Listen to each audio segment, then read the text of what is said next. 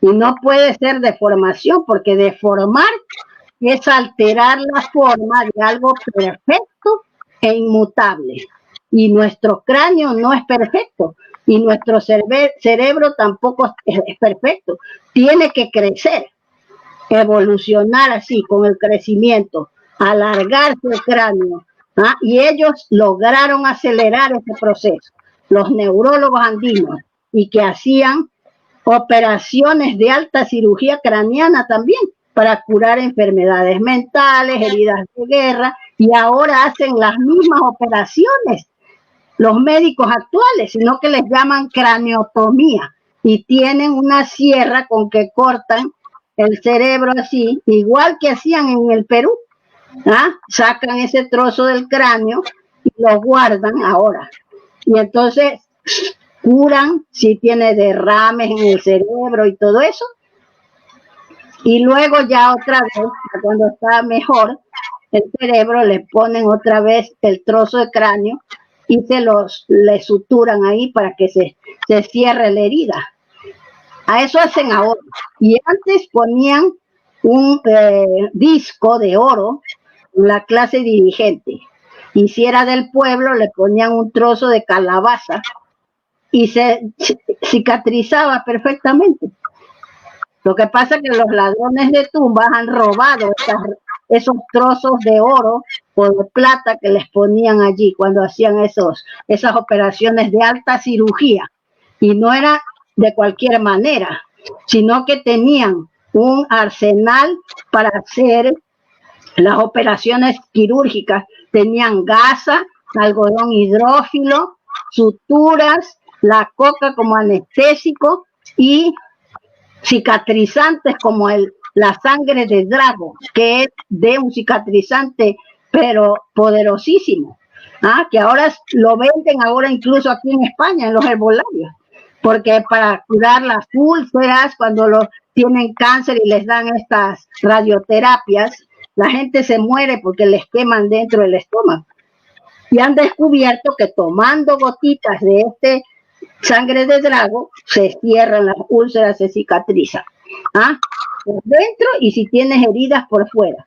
Y todo eso lo empleaban en las operaciones quirúrgicas, en un tiempo antediluviano, porque ese era también, además de ser un método científico y médico, era el distintivo real de las razas lunar, que transformaba el cráneo, alargándolo. Así como los del linaje solar se alargaban las orejas y se ponían grandes en estos pendientes, en la India se encuentra el verdadero nombre, que se llaman kundalas, y están relacionados con la kundalini, y también que tienen el poder de atrapar la energía eléctrica del entorno y la llevan a zonas del cerebro por medio de unos conductos que se llaman nadis, y entonces dice que potencian ciertas zonas del cerebro para adquirir poderes místicos. Esa es la función de esos grandes pendientes que se ponían de oro, de metales preciosos. Así que todo tiene su significado. No era por salvajismo que lo hacían, ¿sabes? Así que, ¿qué otra pregunta tiene? Sí, bueno, o sea, muy interesante lo que usted está comentando, doctora. Bueno, yo trabajo luego con arqueólogos, con antropólogos, o sea, formamos luego equipos donde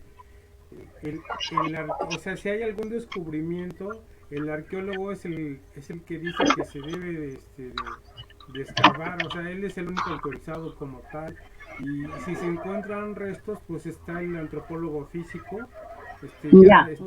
ya sea humanos o de animales o vasijas, pero si encuentran simbología que normalmente casi va de la mano, entonces es donde nosotros los lingüistas Sí, participamos claro. y de alguna forma digo, o sea, los estudios de los antropólogos, que por los cuales habrá que tener un gran respeto, han comentado acerca de la deformación del cráneo, o sea que por eso digo, claro. digo yo que no se puede usar esa palabra deformación, porque deformar es alterar la forma de algo perfecto e inmutable, y el cráneo y el cerebro humano no es inmutable, sino que cambia y tiene que crecer. Se ha hecho un estudio, porque mire, en este trabajo que le enseñé, incluye un trabajo de un escocés que se llamaba Wentworth Thompson, que descubrió que el cráneo crece, pero es muy lento el crecimiento. Eso no lo conocen allá. Entonces, lo que me está nombrando. Entonces, se hace un estudio, unos norteamericanos liderados por un psicólogo llamado Mike Schutt, de la Universidad de Connecticut. Hacen un estudio del cráneo del hombre de Neandertal con un ordenador. ¿Cómo sería? Esto es un trabajo científico que salió en la Scientific American. ¿Cómo sería el cráneo del hombre de Neandertal si creciera? Para un ser del futuro. Entonces, así se da, el ordenador da unos gráficos espiralizados creciendo, el cráneo. Y yo vi a qué perfil se adaptaban los cráneos hallados ahí en el Perú. Se adaptan al último perfil de un ser del futuro, ¿sabes? Y eso es porque ellos estudiaban, sabían que el esqueleto humano es un prodigio de mecánica. Tiene en su cúspide la cabeza, que es el cráneo, y consideraban los preamericanos que es el habitáculo de la luz cósmica, que ha entrado ahí, la luz de la mente universal, y produce los pensamientos que son de colores.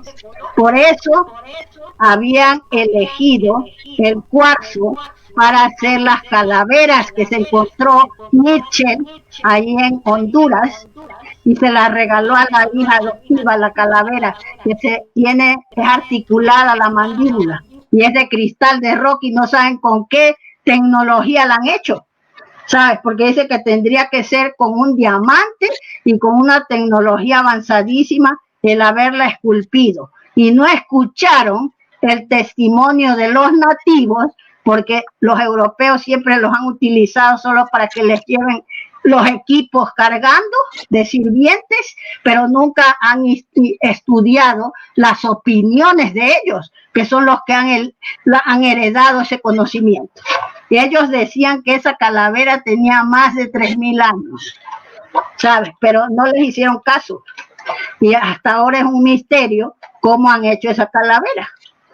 Luego, hacia el 2004, han descubierto en Chicago, ustedes que están tan relacionados con los norteamericanos y les hacen tanto caso, hay un científico que descubrió en la Universidad de Chicago, aquí está, verás.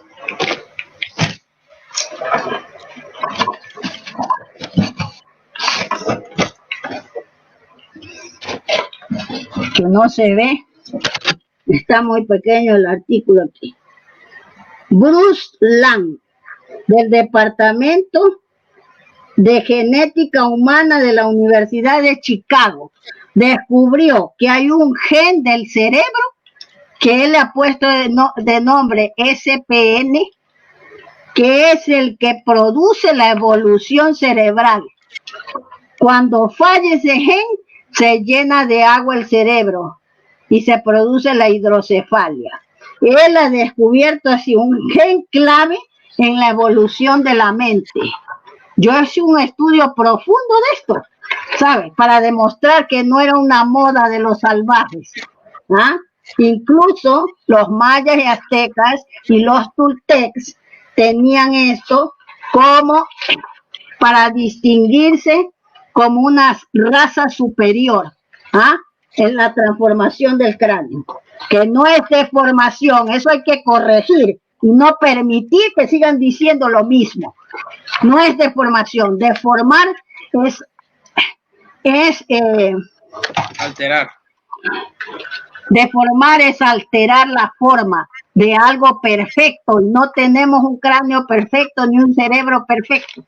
Perfecto es cuando evoluciona y crece a más actividad psíquica. La gente no sabe. Mire, aquí está, los Ushmekatl se transforman al cráneo. Los Ushmekatl son los sabios que conocían la medida de todas las cosas.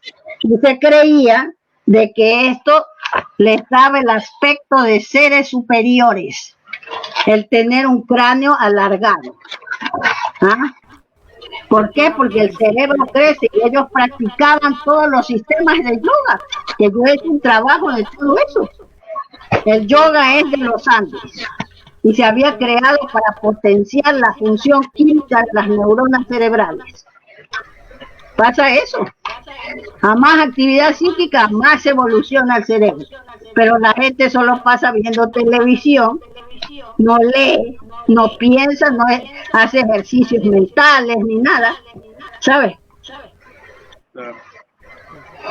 Y ese es el problema. Sí, así es. ¿Alguna otra pregunta? Sí, le quería preguntar, doctora, es que usted acaba de mencionar que la cultura superior, o sea, dentro de mi contexto, mi cultura, o sea, sí. yo no veo que nadie sea, somos diferentes, más no superiores, ¿no? O sea, para usted, ¿qué significa esa parte, por favor? ¿Cuál? O sea, dentro de mi perspectiva, mi cultura, mi manera de ver las cosas, desde mi posición, yo considero que no hay superior. Si hay superiores, seres superiores en conocimiento. En conocimiento. Tenemos conocimiento diferente, pero eso no nos hace superiores, doctora. Superiores, seres superiores. O sea, en mi opinión, en mi concepto, o sea, todos tenemos un conocimiento totalmente diferente, pero eso no nos convierte en eso no quiere decir que seas arrogante en esos conocimientos. ¿Ah? Ser superior, sabio, es como hacían en la antigüedad, que si ves que hay unos que van detrás, porque la evolución es así, no todos van en una evolución igualitaria, hay unos que van por detrás, que no quieren, unos porque no quieren evolucionar, otros porque no les han dado la oportunidad, entonces para evolucionar, pero el deber no es como ahora que se ha impuesto lo de los norteamericanos de la competitividad, que tú sabes algo y entonces explotas a otros, ¿ah? Los aplastas a otros. Eso no es ser superior. Ser superior es que si tú sabes, enseñas al que va detrás para que evolucione también. Esa es la enseñanza de nuestros antepasados. ¿Ah? Y se aspira a ser superiores, o sea, seres superiores en conocimientos, porque ahora somos seres inferiores. Si matamos a nuestros semejantes, si hacemos daño a otras entidades vivientes indefensas, pero ahora se creen esas gentes que porque tienen poder económico pueden hacer lo que les da la gana, y eso no es ser superior. Esos son enfermos mentales, esos que nos están gobernando, los que violan, los que matan, toda esa gente son enfermos mentales, ¿sabes? Educados en el egoísmo, porque la gente desde la invasión europea a todo el mundo se llevó el machismo, el materialismo. Allá no existía eso. Las mujeres mandaban y eran respetadas bajo pena de muerte.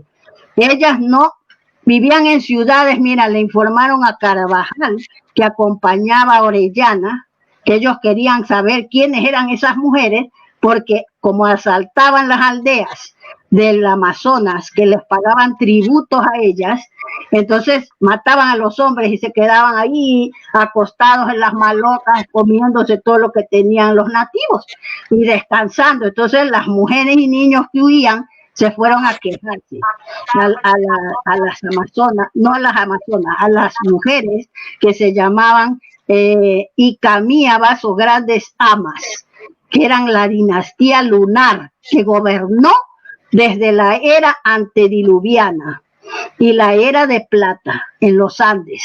Ellas crearon el calendario lunar. Tenían, yo he traído aquí para mostrarles que tenían un sistema de cómputo a base de fichas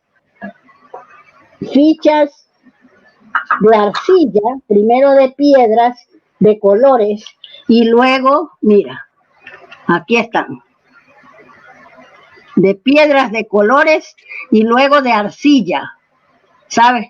Mira, de diversas formas geométricas en las que cuando la arcilla estaba tierna, esculpían unos símbolos. Son fichas de 1 o 2 centímetros. Las ensartaban en unas cuerdas y las ponían en estanterías especiales.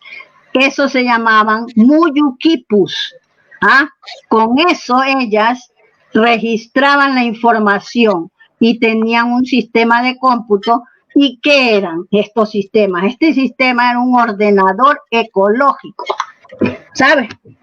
Un ordenador ecológico que cumplía las 5 actividades de un ordenador moderno: entrada, almacenamiento de datos, control y salida de datos, ¿sabes?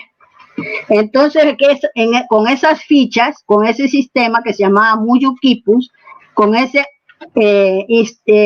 ordenador ecológico aplicado a las altas matemáticas, ellas registraban la información y hacían cálculos porque tenía una función adicional de calculadora aplicada a las altas matemáticas, y con ese instrumento crearon el calendario lunar, y por eso ellas eran respetadas bajo pena de muerte.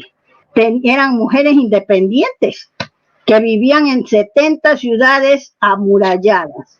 Eso le informaron a Carvajal, y Carvajal dice que se quedó ciego de un ojo porque en la lucha, porque fueron a defender a las aldeas que les pagaban tributos que ellos asaltaban, mandaron una cohorte de 10 mujeres del ejército de la dinastía lunar, que era de mujeres guerreras.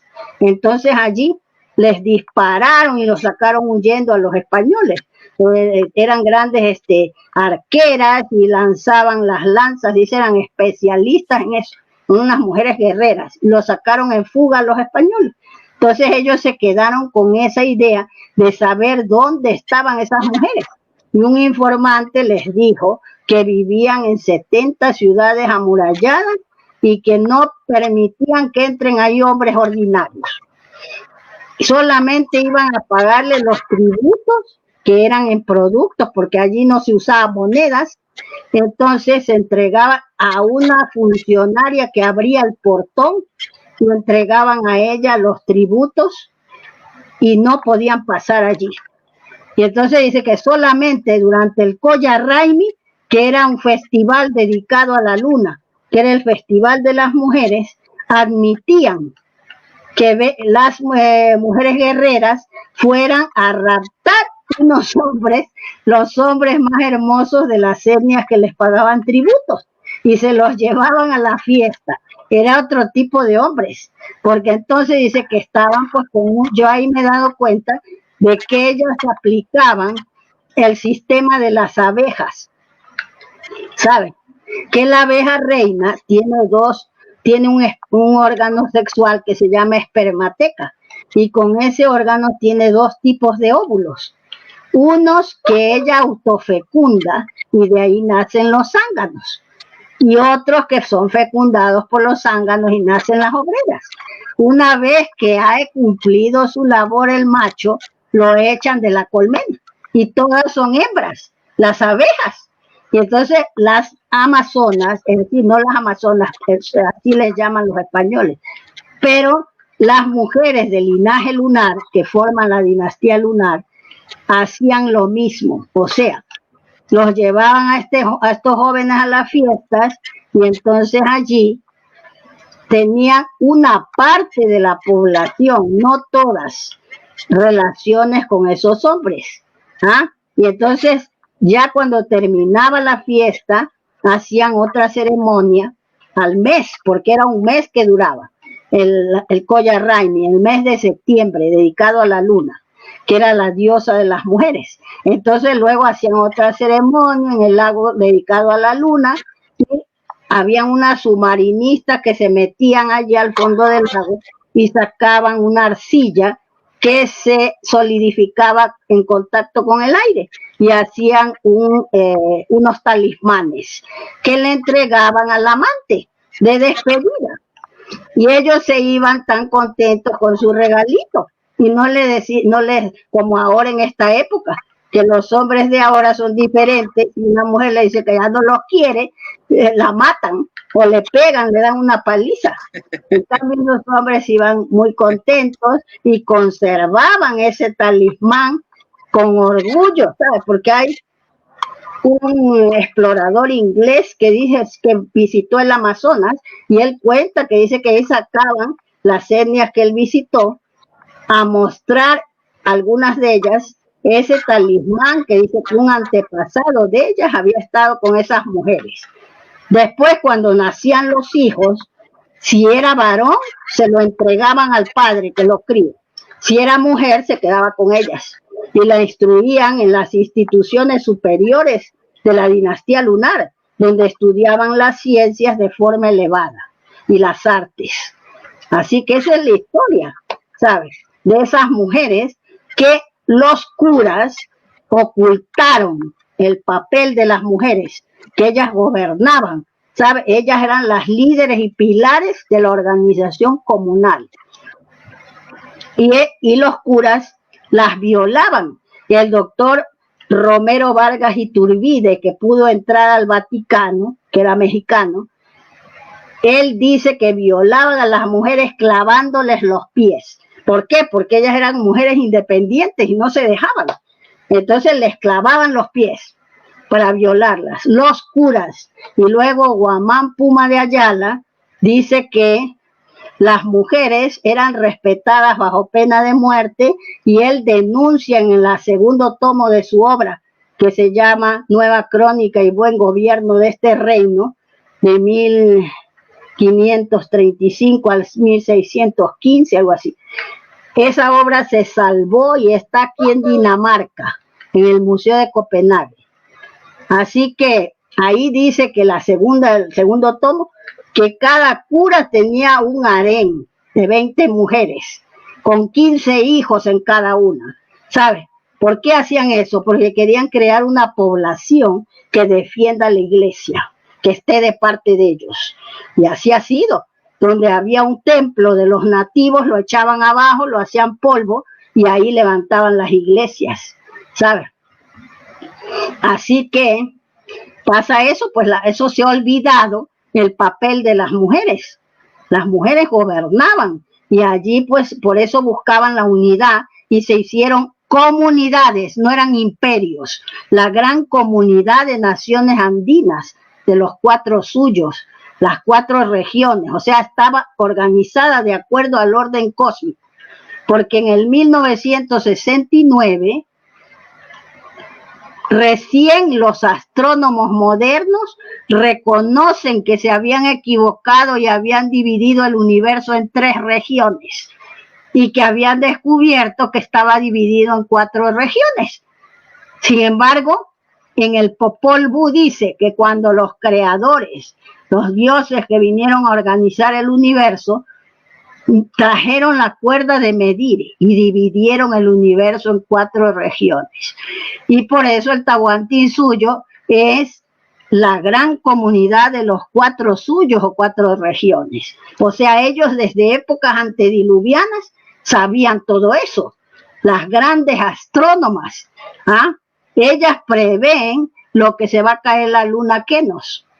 y que se habían caído otras lunas, que habían existido. Y eso es lo que el señor Mori, que descubre la cueva de los tallos, dice que cada caída de la luna marca una era, la era primaria, la era secundaria, la era terciaria y la era cuaternaria.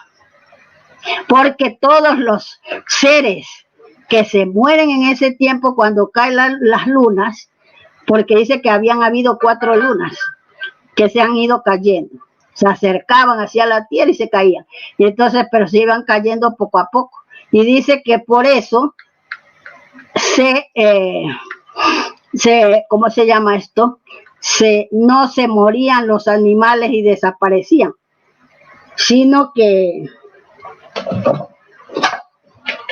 aquí ya voy a leerles lo que dice el señor Mori.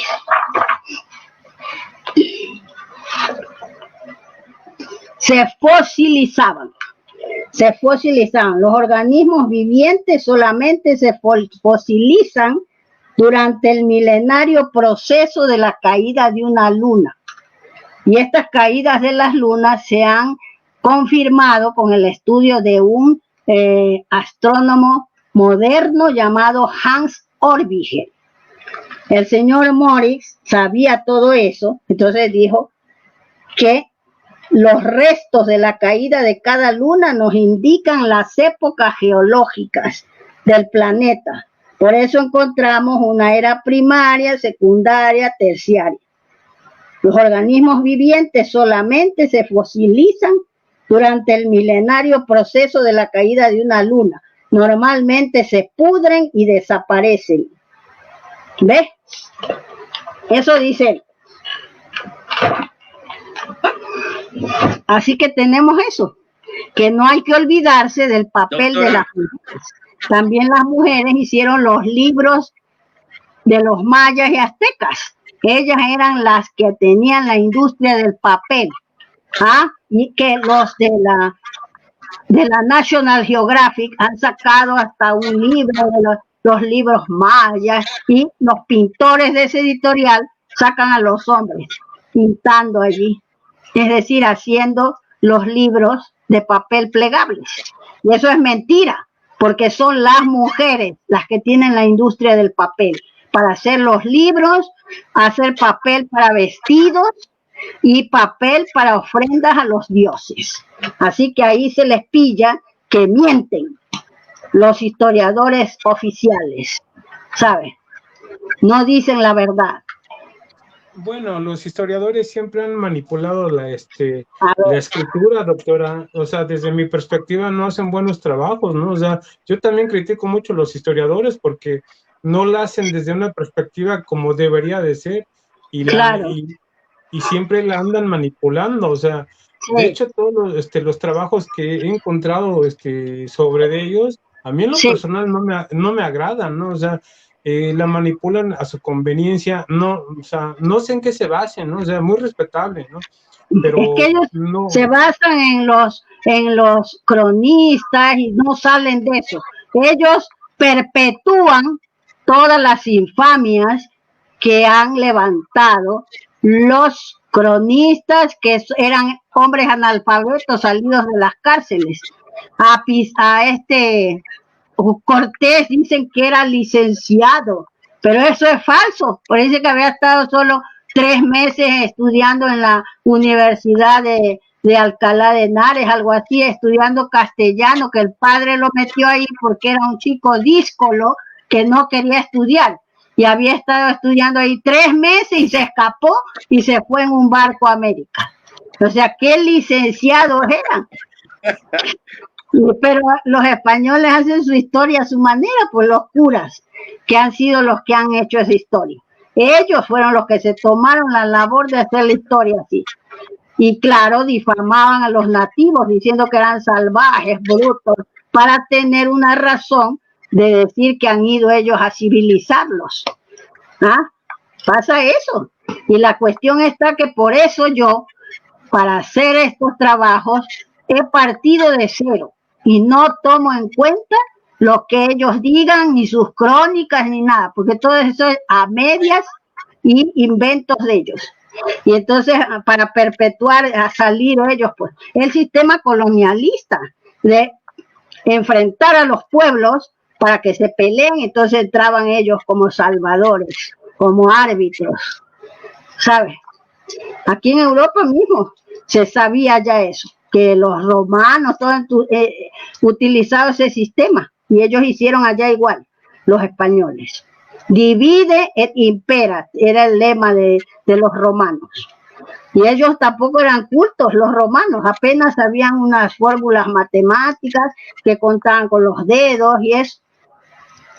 No sabían ni de literatura, nada. Dice que después fue un sirviente que cogieron un esclavo de Grecia y entonces él fue y se puso a interpretar las obras de la Ilíada, de las obras de Homero. Él mismo hizo un teatro así, frente a los que de las clases ricas. Y allí se dieron cuenta, dijeron, hay que hacer esto, estudiar esto. Y lo mismo la toga, mandaron a los sastres a aprender a hacer la toga. Porque ellos dicen que usaban antes, hay un historiador de Italia, Indro Montanelli, que es un historiador de allí, serio, de prestigio. Y él dice de que los romanos antes, en primera instancia, usaban una chilaba, como la de los árabes, que se metía por el cuello, de lana, invierno y verano. Y como no se bañaban, dice, ¿con qué consecuencia? ¿Sabes? No les gustaba bañarse, se echaban aceite de oliva en el cuerpo y eso. Andaban llenos de barbas, pelos, todos largos, no se afeitaban. Y las mujeres tampoco se maquillaban ni nada, porque los maquillajes surgieron en el Amazonas y los perfumes antes de que se usaran en París, ¿sabes? Wow. No los conocían aquí los perfumes. Y los tintes de colores que ahora están tan en moda, que se creen aquí en Europa que es una cosa moderna, eso surgió en el Amazonas, antes de que se usaran en París. Así que imagínense. Así que no hay que tomar, por eso yo, para estudiar todas estas culturas, les recomiendo que comiencen de cero y no tomen en cuenta toda esa historia oficial que se han inventado, porque eso más que te confunde y te hace detener tus estudios. Tienes que estudiar directamente las reliquias, estudiar los nombres nativos, las raíces, revitalizarlos, hacer eso, ir a observar las reliquias, pedir que las dejen estudiar, toda su indumentaria, los que son bustos y todo, para estudiar y saber sobre esas culturas en profundidad. Entonces, pero dejar aparte eso que han hecho en la historia oficial, eso no vale, ya no sirve, ¿sabes? Bueno, no podemos desechar todo conocimiento, de algo nos va a servir. Ver, vamos a ver. ¿Cuál es la siguiente comentario, pregunta? Sí, doctora, ¿usted conoció a Juan Morix? Sí. Yo conocí al señor Juan Morix. Tuve la oportunidad porque yo me enteré, resulta de que cuando yo vine, mi trayectoria es que vine con una beca a hacer unos estudios aquí en Europa, en España. Y entonces me gané una beca para hacer unos estudios de posgrado. Yo trabajaba de bibliotecaria allá en el Ecuador. Entonces me gané esa beca, estaba jovencita de 24 años y allí en la universidad, la razón por que yo me puse a estudiar todas estas cosas, de las ciencias y artes y todo de las culturas de América, fue porque en la universidad nos daban una clase que se llamaba Historia del Libro, y el que la dictaba solamente hablaba de la historia del libro de Europa y Asia, pero de América no habló nada. Y entonces yo no me quedé con eso, dije, ¿cómo ese continente tan grande? Perdón. Ese continente tan grande no haya tenido desarrollo de la escritura y no haya tenido libros, registros. Entonces, cuando vine aquí con la beca, resulta que la beca la firmó una señora que se llamaba Esperanza Mateus de Peña, que resultó ser la madre del doctor Gerardo Peña Mateus, que era el abogado del señor Juan Morix.